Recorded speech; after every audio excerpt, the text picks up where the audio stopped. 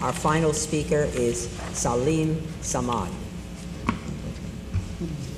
Thank you for this opportunity to express my witness during the March of 1971. It was early morning in March 23rd of 1971.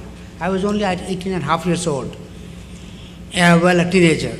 Visibly, I was moved by the pro-independence People's Revolution at the Polton Maidan, where they hoisted the first Joy Bangla flag by the Chhatrali. And I was a witness to that incident, which I felt like I also have that Joy Bangla flag with me. But I wanted to express the share of excitement with my mother, who was a very secular person and was a very staunch supporter of the Bangladeshi nationalism. I moved from the old city to Pallavi, a residential area in Mirpur, which is, most of you know, where is dominated by the Urdu-speaking population, who mostly fled from India during the 1947 partition. At Pallavi, my mother was living with my younger brother and my sister. And the following day, my brother Nasim managed an independence flag, which I immediately hoisted at the rooftop. And this house was located at the corner of an intersection overlooking the Mirpur, the Bihari colony, as we mostly describe. It was on March 24. As advised by the senior residents of Pallavi, we organized a 24-hour patrol to protect the Bangla-speaking people from the Biharis. The volunteer patrol, where we could manage one air gun, one 22-bore rifle, and 2 shotguns. And that was only, and few, of course, many wooden sticks. In the afternoon of the same 24th of March, a large group of agitated, angry Biharis marched towards Pallavi because of the Joy Bangla flag which is hoisted on my rooftop. We were a little lucky because at the same place there was a EPRTC, which is now BRTC, a state-run transport. The employees immediately joined us, and they had also a few shotguns. I'm not sure where they got those shotguns.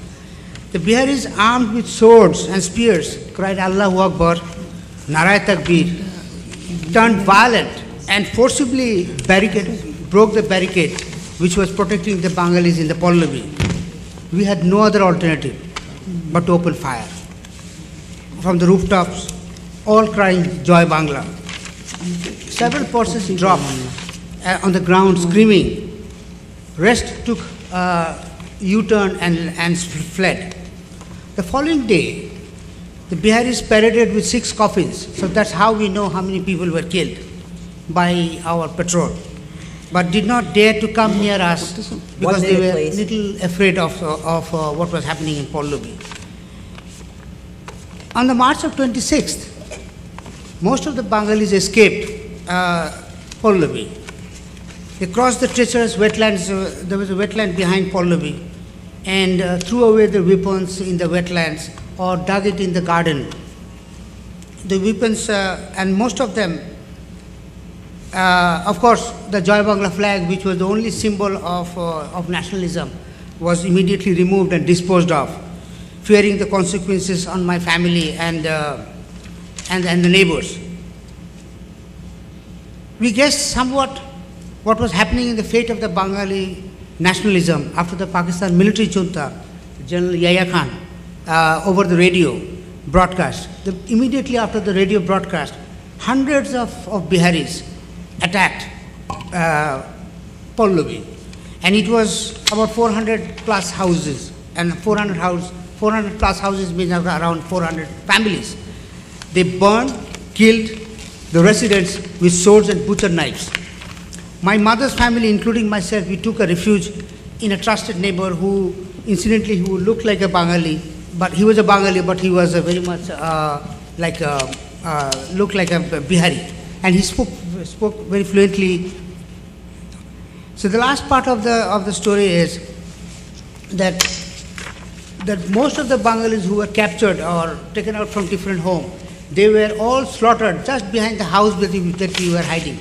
and we saw everything from the rooftop. And we do not exactly know how many were killed, but possibly not 400 families were slaughtered, but about 200 people were butchered. Just a house just behind us, where we were hiding.